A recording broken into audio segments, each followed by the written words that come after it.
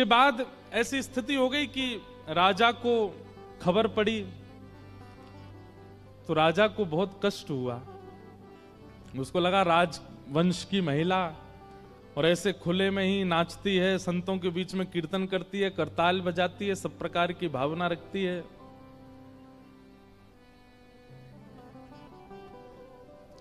लोचन लोचन भय श्याम के चेहरे, लोचन भय श्याम के चेहरे, लोचन भय श्याम के चेहरे, लोचन भय श्याम के चेहरे। सूरदास जी कह रहे हैं, एते पे सुख पावत कोटिक, एते पे सुख पावत। भैया ये शब्द सूरदास जी के हैं, मीराबाई के पद, सूरदास जी के पद। जब ये पद आचार्यों के गाए जाते हैं ना, इनमें शांत मत बैठा कीजिए, गाया कीजिए। ये वो पद हैं जिनमें ठाकुर जी थिरकते हैं, ठाकुर जी प्रकट होते हैं।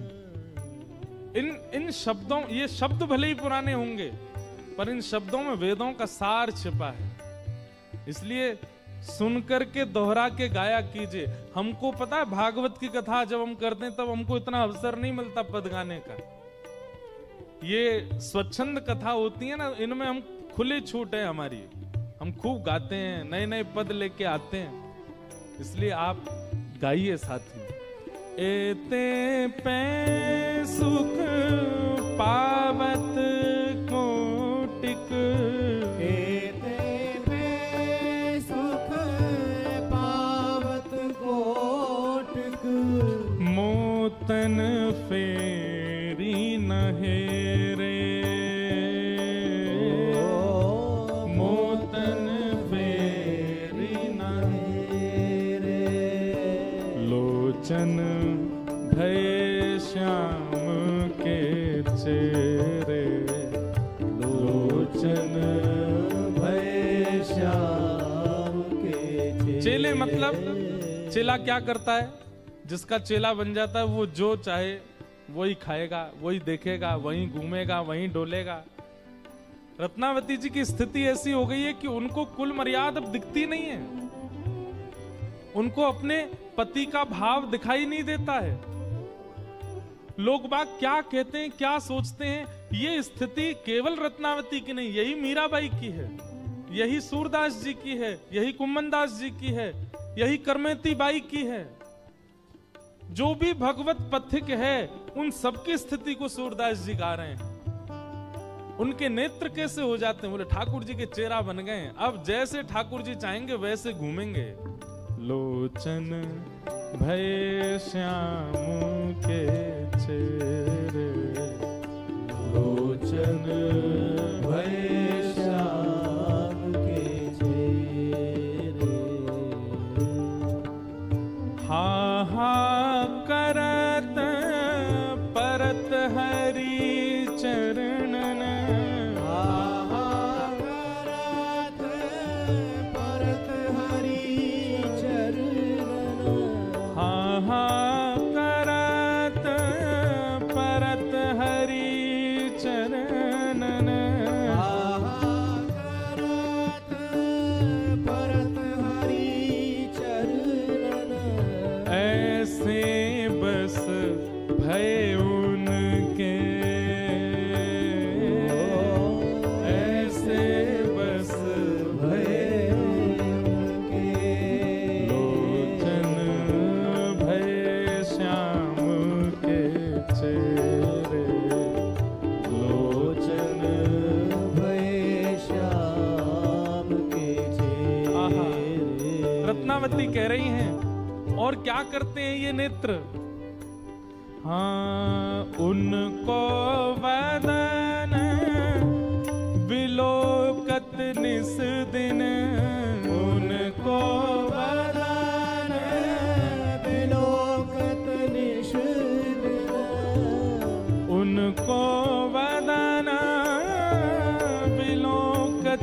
निस दिन उनको बदन विलोकत निस दिन मेरो कहो नहीं सुन रे मेरो कहो ना सुन रे लोचन भय श्याम के चेहरे लोचन भय श्याम के चेहरे। एक वल्लभ कुल में एक महाराज हुए श्री हरिराय महाप्रभु। श्री हरिराय महाप्रभु जी के जितने भी पद हैं उनमें छाप है रसिक प्रीतम। तो जो गोवर्धन की रही है तलेटी वो उन्हीं का ही है। रसिक प्रीतम हित चित की बातें। वे आचार्य चरण थे लेकिन सब जगह उनके पद में छाप मिलती है रसिक प्रीतम। उनका एक पद मैंने गाया था, नैनन में ही राखूं पिया तो है। बहुत सुंदर पद है। नैनन में ही राखूं पिया तो है, तुम्हरी एक रोम की छवि पर जगत वार सब लाखों। हे राधा रमन लाल, आपके मुख पे, आपके यौवन पे जगत वारू, ये तो बहुत छोटी बात होगी। आपका एक रोम अधिकारी है जगत के वारने का। लेकिन क्या करें, हम जगत ही वार सकते हैं, लेकिन आपके सर्वांगीण रूप पर यदि वार ना हो तो जगत कम पड़ेगा। एक रोंक अधिकार रखता है जगत की न्योछावर लेने का।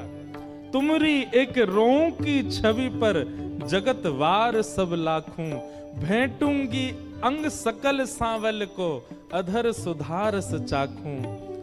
रसिक प्रीतम संगम की बातें काहू सो नहीं भाकूं।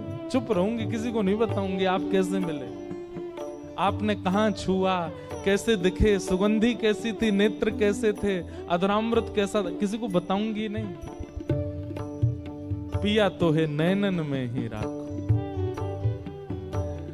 उनको वदन विलोकत निस दिन, उनको वदन विलोकत निस दिन, मेरो कहो नाही सुन रे,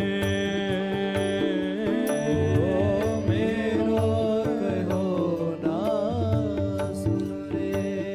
लोचन भय श्याम के चेहरे, लोचन भय श्याम के चेहरे, लोचन भय श्याम के चेहरे, लोचन भय श्याम के चेहरे। ललित त्रिभंगी छवि पे अटके, ललित त्रिभंगी छवि पे अटके, ललित त्रिभंगी छवि पे अटके, त्रिभंगी छवि पे अटके, फटके मुंह से तोरे,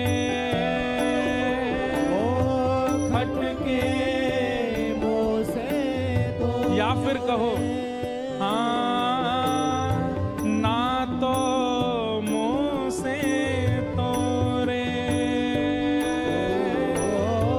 ना तो मुंह से कौन? तोड़े।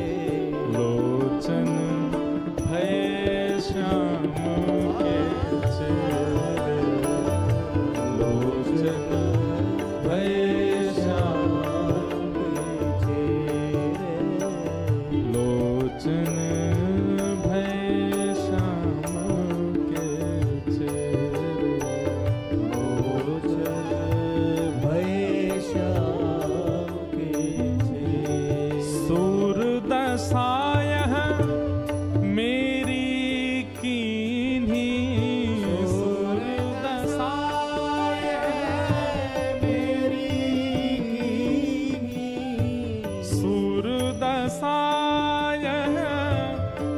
रत्नावती कह रही हैं, मेरी तो ये दशा कर दी इन्होंने, ये अटक गए वह त्रिभंग लली के रूप में, मोते सबरे नाते तोड़ दिए। मैं कहूं मूंद जाओ, नहीं माने, उनको ही देखते रहे, उनमें अटक गए। कितने सुंदर भाव है। सूरदशाय मेरी कीन्ही, मेरी जो दशा है इनमें पूरा कारण ये नेत्र हैं। और आपन हरि से जोरे,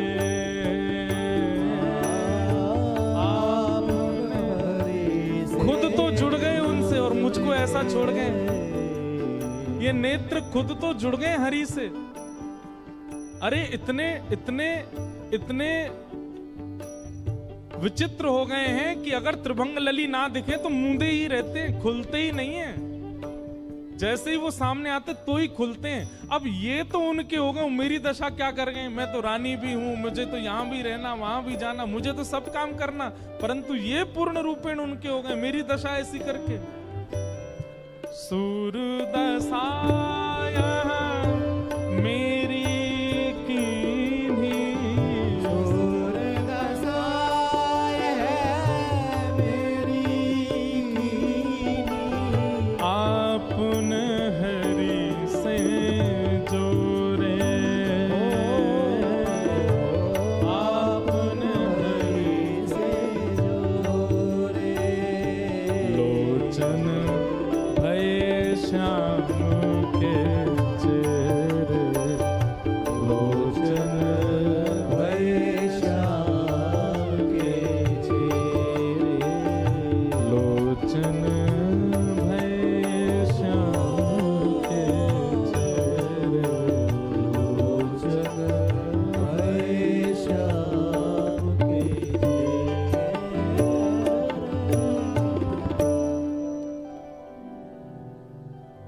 एक दासी के द्वारा केवल भगवत यश सुनने के कारण ऐसी स्थिति रत्नावती की हो गई।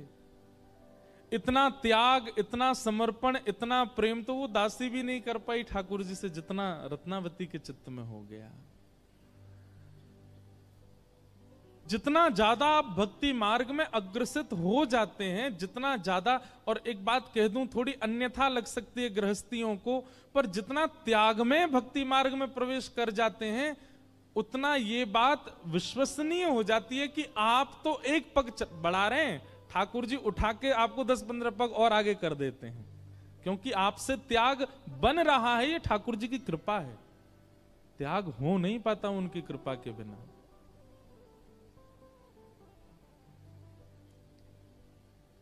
अब पत्नी, बच्चे, परिवार, धन, संपत्ति, इनको त्यागने की बात तो कहनी नहीं चाहिए मंच से।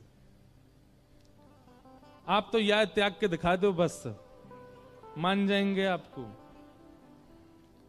यह त्याग के दिखाए दो। महाराज, पत्नी छोड़ना आसान है आज की डेट में, कितने डिवोर्स हो रहे हैं देखो। बच्चों को छोड़ना भी आसान हो गया है, परिवार को छोड़ना भी आसान हो गया है। कहां तक कहें, मूड मुड़ाए संत बनना आसान है गोया आजकल तो, लेकिन फोन छोड़ना आसान नहीं है। महात्मा बन के भी फोन नहीं छोड़ पा रहे। आप कहोगे महाराज जी पहले खुद तो हम क्या को छोड़े, हमारे तो पद है, में हमारी तो कथा पूरी, सब पद पदावली, हम तो यही थे, सब याद करें। लेकिन एक बात लिख लीजिएगा, अगर आप त्याग कर पाते हैं भक्ति मार्ग में, तो ये ठाकुर जी की कृपा है। आप तो नहीं कर सकते, ठाकुर जी करवा रहे हैं। रत्नावती स्थिति में आ गई। अब इनके पिताजी, इनके पतिदेव दिल्ली में थे, और रत्नावती जी के एक पुत्र हैं, वो पुत्र भी पिता के साथ ही दिल्ली गए हुए थे। इनके पुत्र का नाम प्रेम सिंह। जैसे ही राजा को पता चला कि रत्नावती जो हैं वो तो संतों के बीच जाती हैं, उनके बीच नृत्य करती हैं, उनको भोजन पवाती हैं, और सब कुल खानदान की मर्यादा सब तोड़ दी, ये बात राजा को पता चली ही थी, बड़े चिंता में बैठे थे राजा, अब क्या करें, कैसे करें। इतने में ही प्रेम सिंह पुत्र जो हैं उनका आना हुआ पिता के पास, और पिताजी उनको संबोधित कर रहे हैं, देखो आ गया बैरागन का बेटा, देखो आ गया उस साधु मूड मुड़ाई का बेटा।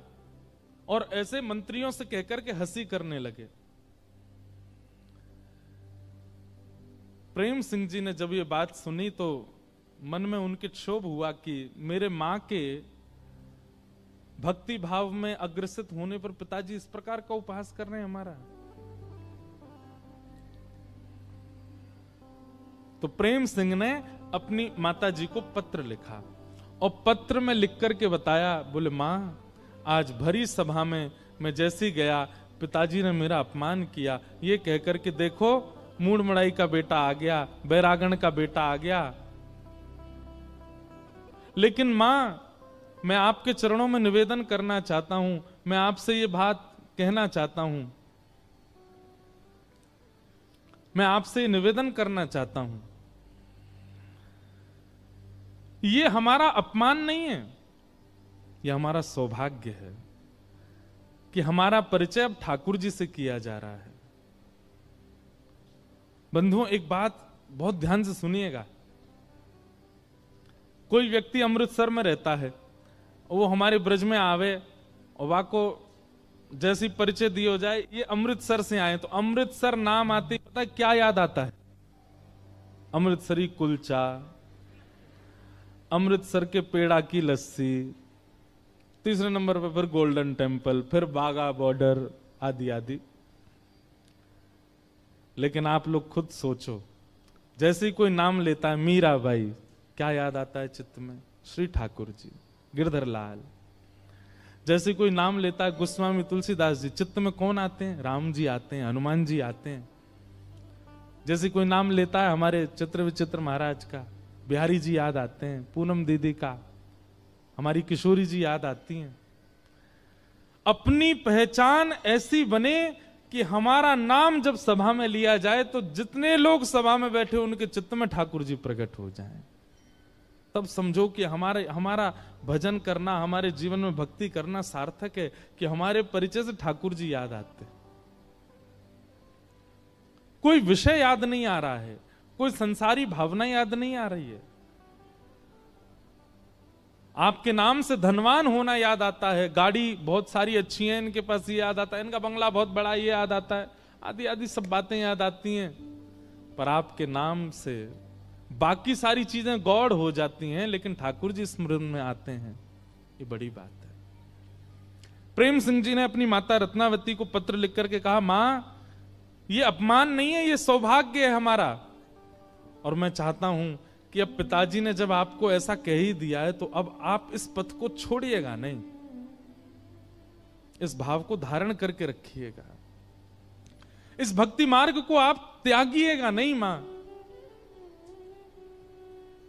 मैं सौभाग्यवान पुत्र मानना चाहता हूं अपने आप को, ये जान करके नहीं कि मैं एक राजा का बेटा हूं, मैं एक रानी का बेटा हूं, बल्कि ऐसा कल को मैं सुनूं कि मैं एक बैरागण का बेटा हूं, मेरा सौभाग्य होगा। प्रेम सिंह ने पत्र लिख करके अपनी मां को भेजा। एक बात कहें, जितनी माताएं बैठी बहुत ध्यान से सुने। कई बार देखा जाता है कि पिता यदि सद्विचार वाले नहीं है ना, लेकिन मां सद्भाव वाली है, तो पुत्र में वो सद्भाव आते हैं। लेकिन जिस परिवार में मां ही सद्विचार वाली नहीं है, वहां के बालकों में सद्भाव आना मुश्किल है। पिता के दुर्व्यवहार का कभी कभी असर बालकों पर नहीं पड़ता, पर मां के विचारों का असर बहुत पड़ता है बालकों पर। हम तो निवेदन करते हैं कथा में कि मातृ जीवन होना, एक स्त्री होना, ये तपस्या से कम नहीं है। इसको बस समझ जाए, कोई माता समझ जाए, बहन समझ जाए कि मेरा जीवन तपस्या है, बहुत बहुत संभल करके अपना जीवन जिए, तो उसके पिता, उसके भाई, उसके पुत्र, तीनों विश्व का कल्याण करने वाले होते हैं। आज बहुत अच्छी बात हो रही थी, कब कक्ष में हम बैठे तो जिनके घर हम रुके वो बोली कि हम तो हाउस वाइफ हैं, तो साथ में एक और बहन बैठी थी, वो बोली आप कैसे कह सकते हैं कि आप हाउस वाइफ? आपने पति को बनाया, आपने पुत्र को बनाया, आपने पिता को बनाया, आप केवल गृहलक्ष्मी नहीं, सब कुछ आप ही तो कर रही हैं। बहुत संभल करके जीवन यदि जिए तो प्रेम सिंह जैसा पुत्र होगा। अपनी मां को कहा कि मां, मैं आपसे बस प्रार्थना करूंगा कि बस ये जो भक्ति का भाव आपने चित्त में धारण किया, इससे घबराइएगा नहीं, मैं हूं आपके साथ। मेरा सौभाग्य होगा कि कल मुझे कोई वैरागण का बेटा कहे तो। रत्नावती जी के हाथ में जब ये पत्र आया, अपने पुत्र के पत्र को पुष्प अर्पित करके, इत्र अर्पित करके रत्नावती जी हृदय से लगा करके आनंदित हो गई। तुरंत केश अपने जो अद्भुत एक स्वरूप सबसे बड़ा यदि किसी का होता है, वो भी माताओं का विशेष रूप से वो होता है उनके केश। केश त्याग की परंपरा यदि शास्त्रों में देखी जाए तो दो भाव से की जाती है। एक तो जब विरक्त हो जाता है व्यक्ति, इसको किसी संसार के किसी भाव से मेल मिलाप नहीं, तो वो केश त्याग देता है। दूसरा, मेरे स्वरूप से कोई रीझे ना, इसलिए भी केश त्याग किया जाता है।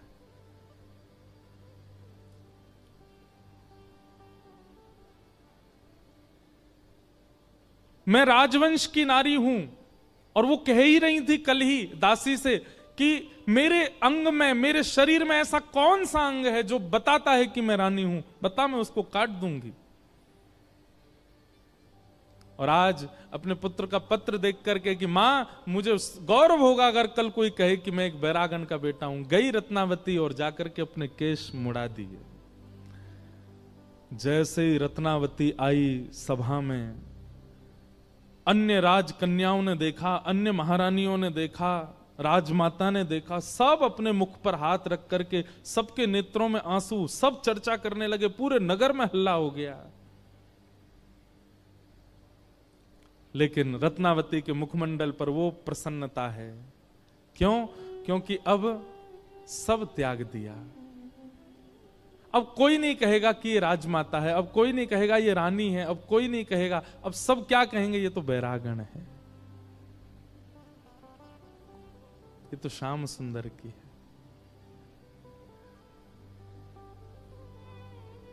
मीराबाई कहती हैं,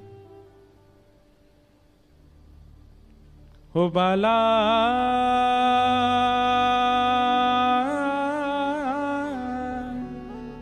मैं बैरागन हूंगी, मैं बैरागन हूंगी, मैं बैरागन हूँ, हाँ हूंगी, मैं बैरागन हूंगी, मैं बैरागन हूंगी। ओ जिन भेषा मेरो साबरो रीझ है, जिन भेषा मेरो साबरो रीझ है, जिन भेषा मेरो गिरधर रीझ है, जिन भेषा मेरो गिरधर रीझ है, जिन भेषा राधा रमण जू रीझ है,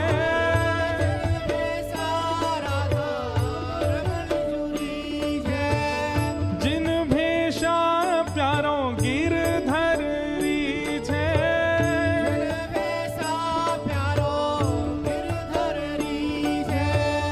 जिन भेषा मेरो सद्गुरु रीझ है, जिन भेषा मेरो सद्गुरु रीझ है, जिन भेषा श्री वृंदावन रीझ है, जिन भेषा श्री वृंदावन रीझ है। वृंदावन रीझे, सदगुरु रीझे, ठाकुर रीझे, इनका मतलब क्या है कि जब आप वैष्णव तिलक उर्दपुंड धारण करते हैं, गले में कंठी माला पहनते हैं, हाथ में नाम जप माला लेकर के जब चलते हैं, जब निकलते हैं, तो दूर खड़ा व्यक्ति कहता है भैया कोई वृंदावन को वैष्णव है, कोई वृंदावन जाने वाला होगा जरूर। अरे महाराज आप तिलक लगा करके अमृतसर में घूम लीजिए, दुकान पर जाएंगे, कहीं भी जाएंगे, एक व्यक्ति तो ऐसा मिलेगा पूरे दिन जो आपसे राधे राधे कह जाएगा। क्यों? जब कोई आपसे राधे राधे बिना परिचय के बोल जाए, जय श्री कृष्ण बिना परिचय के बोल जाए, तो समझ जाना वृंदावन रीझ गया, सदगुरु रीझ गए, ठाकुर रीझ गए हमसे। ओ जिन भेषा मेरो साबरो रीझे, जिन भेषा मेरो साबरो रीझे, मैं सो ही भेष धरूंगी हो, मैं तो सो ही भेष धरूंगी, हाँ मैं तो सो ही भेष धरूंगी हो, मैं तो सो ही भेष धरूंगी। अरे हाँ मैं बैरागन होंगी, मैं बैरागन हाँ होंगी, मैं बैरागन होंगी, मैं बैरागन। मीराबाई कहती हैं ओ कहो तो कुसुमल साड़ी रंगावा, कहो तो कुसुमल साड़ी रंगावा, कहो तो कुसुमल साड़ी रंगावा, कहो तो कुसुमल साड़ी रंगावा, ओ कहो तो भगवा भेष, कहो तो भगवा कहो तो मोतियन मांग भरावा, कहो तो मोतियन मांग भरावा,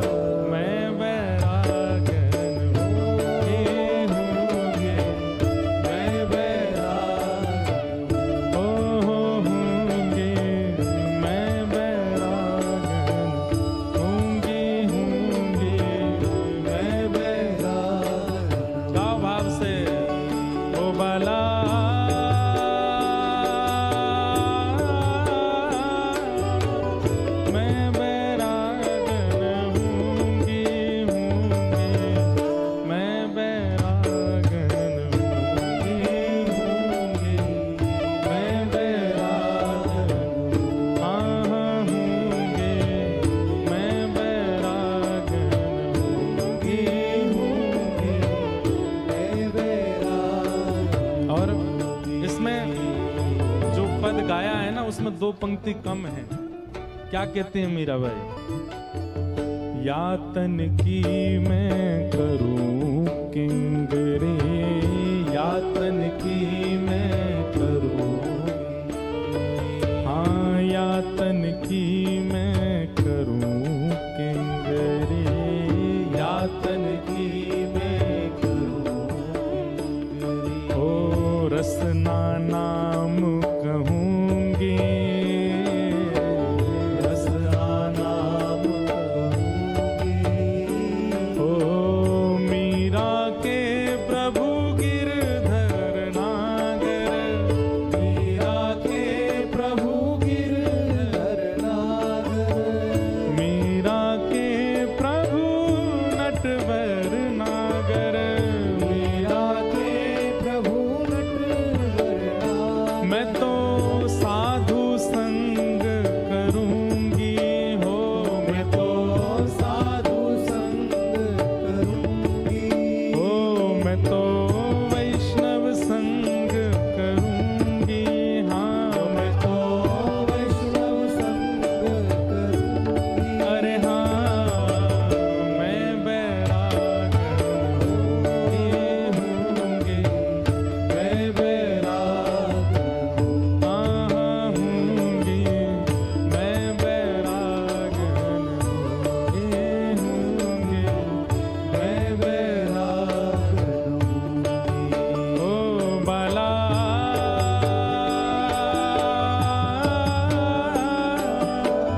मैं बैरागन होंगी, मैं बैरागन होंगी, मैं बैरागन होंगी, मैं बैरागन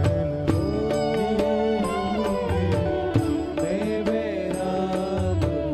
जिन भेषा मेरो गिरधर रीझै, भेषा मेरो गिरधर रीझै, जिन भेषा मेरो सांवरो रीझै, भेषा मेरो सांवरो रीझै, जिन भेषा राधा रमण जो रीझै, जिन भेषा राधा रमण जो रीझै, जिन भेषा श्री वृंदावन रीझै, जिन भेषा श्री वृंदावन रीझै। मैं सोही भेष धरूंगी हो, मैं तो सोही भेष धरूंगी, हाँ मैं तो सोही भेष धरूंगी हो, मैं तो सोही भेष धरूंगी। अरे हाँ मैं बैरागन होंगी, मैं बैरागन हाँ होंगी, मैं बैरागन होंगी, मैं बैरागन होंगी, मैं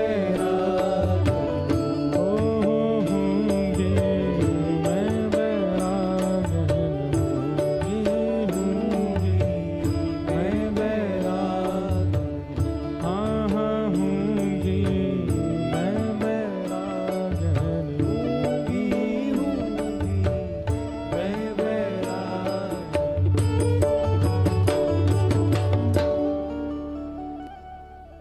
रत्नावती जी ने वैरागण भेष धारण किया। वैरागण भेष का मतलब कहीं ऐसा ही नहीं जैसा रत्नावती जी ने धारण किया। किसी भी प्रकार से हम अब ठाकुर जी को जो प्रिय लगता वैसे रहेंगे, वही वैरागण भेष है। मूल रूप से तो गुरु के द्वारा प्रदत्त तिलक विराजमान हो और कंठी विराजमान हो, वस्त्र ज्यादा, एक बात कहते हैं बुरा नहीं मानना, ज्यादा वैष्णव टिप टॉप बन के नहीं रहता है। टिप टॉप तो लाला बन के रहे, टिप टॉप तो श्री जी बन के रहेंगे, वैष्णव तो सरल रहता है, सहज रहता है। वो तो सीधा श्रृंगार है उसका, उसका श्रृंगार नाम है, उसका श्रृंगार दर्शन है, उसकी श्रृंगार कथा है। वो सामाजिक श्रृंगार में नहीं रहता। और मैं तो ऐसा कहूं कि वैष्णव तो ऐसा बन के रहे कि काउदना ठाकुर जी को दया आ जाए, ठाकुर जी पकड़ के श्रृंगार कर दें। आ जा तू ऐसा डोल्लो अल्लाह, मैं तेरा श्रृंगार करूं। रत्नावती जी ऐसे रहने लगी। वहां दिल्ली में इनके पुत्र प्रेम सिंह को पता चला कि मां ने बैरागण वेश धारण कर लिया। निडर हैं, कोई भय नहीं है उनको राजा का, राज परिवार का। रहने लगी, लोग क्या कहेंगे इससे कोई चिंता नहीं उनको। एक बात हमको कभी कभी लगती है मन में, व्यसनी व्यक्ति को कभी चिंता नहीं होती कि लोग क्या कहेंगे कि मैं पीता हूं। व्यसनी व्यक्ति को कभी चिंता नहीं होती लोग क्या कहेंगे, बताओ मुर्गा मार के खा गए। जीव को मार के खा जाता, उसको कभी चिंता नहीं होती लोग क्या कहेंगे। तिलक धारण करने में चिंता क्यों होती है कि लोग क्या कहेंगे। कंठी पहनने में चिंता क्यों होती है, कथा में आने में चिंता क्यों होती है आपको।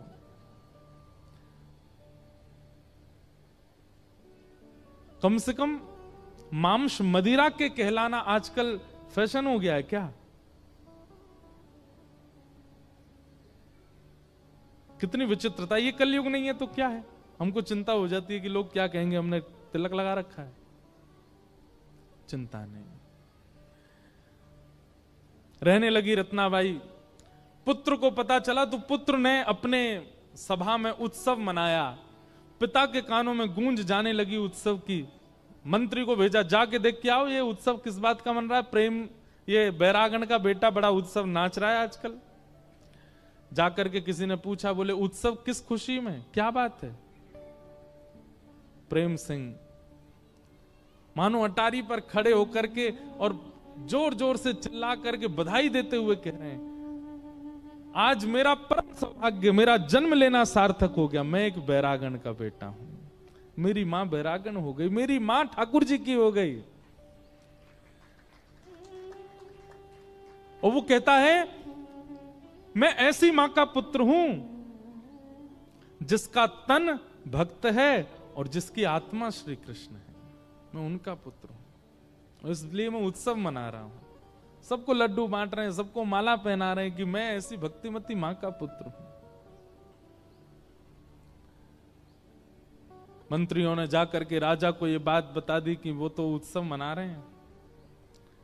बात सुनकर के राजा को क्रोध आया और अपने पुत्र पर ही चढ़ाई करने के लिए उन्होंने सेना तैनात कर दी।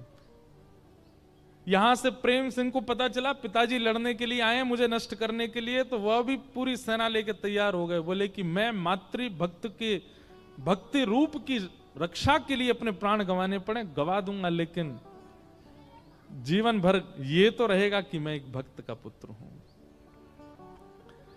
लोगों के समझाने पर दोनों में युद्ध शांत हुआ, नहीं तो युद्ध करने वाले थे। राजा उसी रात आमेर को प्रस्थान कर गए। आमेर पहुंचते ही उनको पता चला, लोगों ने आकर के बता दिया, वो ऐसे नाच रही थी, ऐसे बाल कटवा दिए उन्होंने, ऐसा रूप हो गया उनका। संत महात्माओं को दूर दूर से पकड़ के ले आती हैं, स्पर्श में भी लज्जा नहीं करती हैं।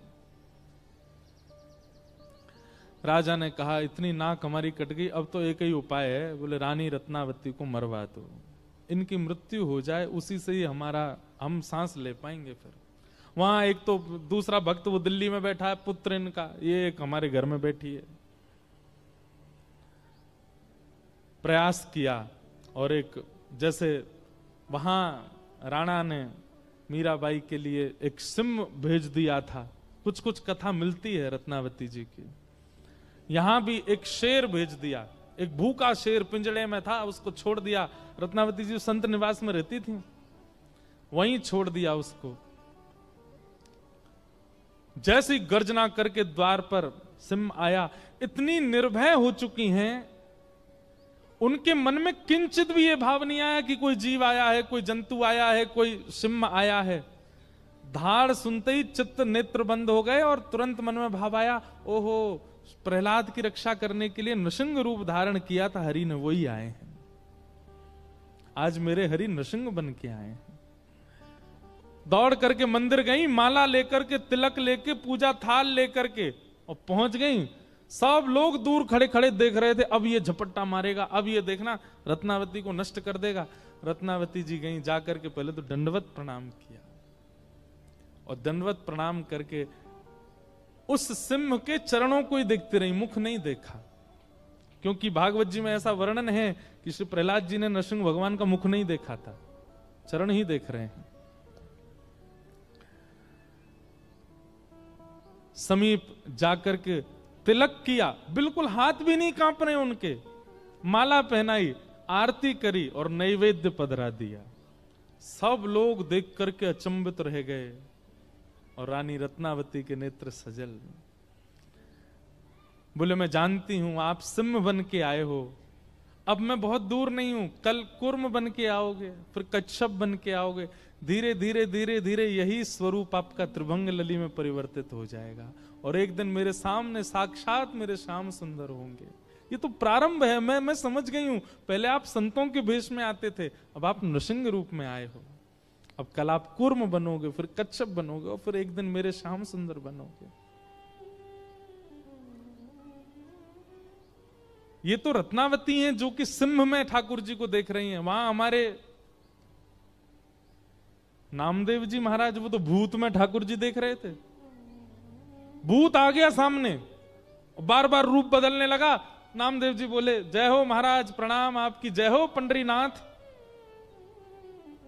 भूत बोला मैं पंडरीनाथ नहीं हूं, मैं भूत हूं। बोले नहीं तुम झूठ बोल रहे हो, इतने रूप बदलने की सामर्थ्य मेरे परमात्मा में, किसी भूत में नहीं है।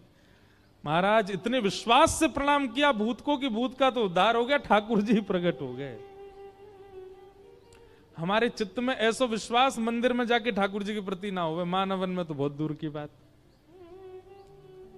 वैसे ये चरित्र सुनकर के हमको एक छोटी सी बात मन में आती है कि जिनको सिंह देख करके भय नहीं लगा,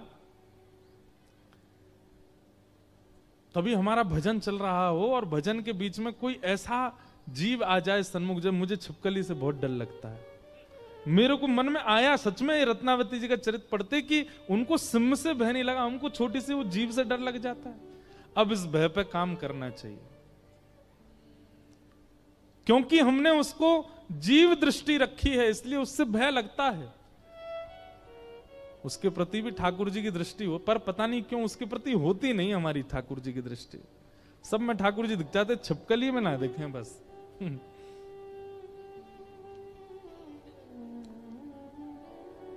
हम तो कभी कभी हमारे लाल जी को श्रृंगार हुए ना, तो मकराकृत कुंडल जो मकर के आकार के होते हैं, मकर माने मगरमच्छ, मगरमच्छ का आकार भी वही होता है। मैं तो धारण ही नहीं कराता लाल जी को। वो मकराकृत जैसी आमे मैंने की लाल जी मोह तुम्हें देख के डर लग रहा हो, तुम्हें कितना लग रहा हो। लेकिन आज ये चरित्र कह के मन में आता है कि यह भी एक भजन का स्वरूप है कि आपको जिससे भय लगता है उसमें भी परमात्मा दिखने लगे, तो समझो आपका भजन फलीभूत हो रहा है। निर्भयता,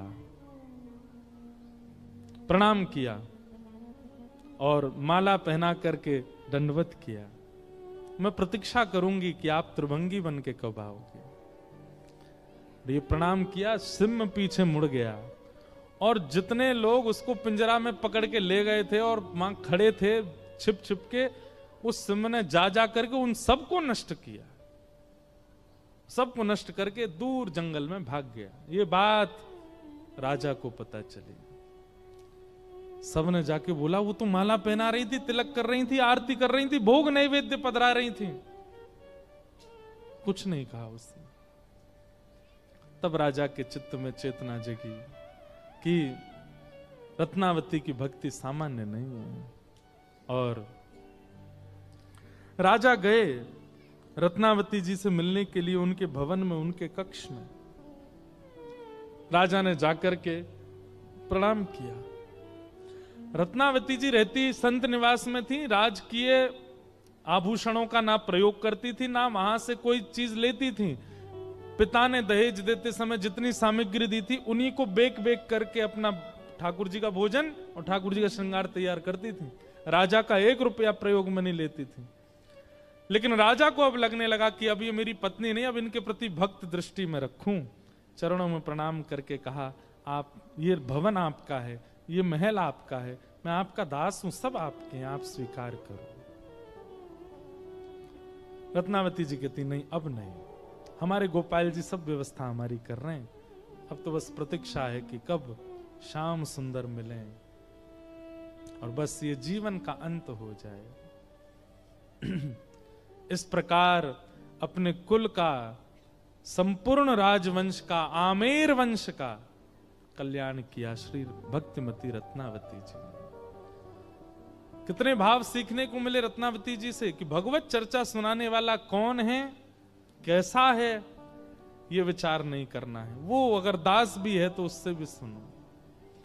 दूसरा, भगवत चर्चा जीवन में आने के बाद गति प्रतिदिन बढ़नी चाहिए। 10 नामा अपराधों में एक अपराध बताया गया कि आज जितना ठाकुर जी से प्रेम है, कल यदि उससे दुगना नहीं हो रहा है तो आप कहीं अपराध कर रहे हो भक्ति में।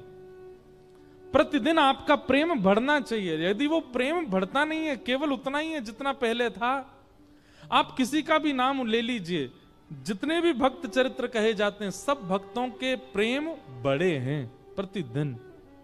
और हमारा उल्टा है, हम पहले तो बढ़ते हैं और फिर एक स्थिति में आने के बाद हम गिरने लग जाते हैं। वहां से हमारा प्रेम, हमारा स्वभाव, हमारा व्यवहार, हमारी स्थिति पर घटती है।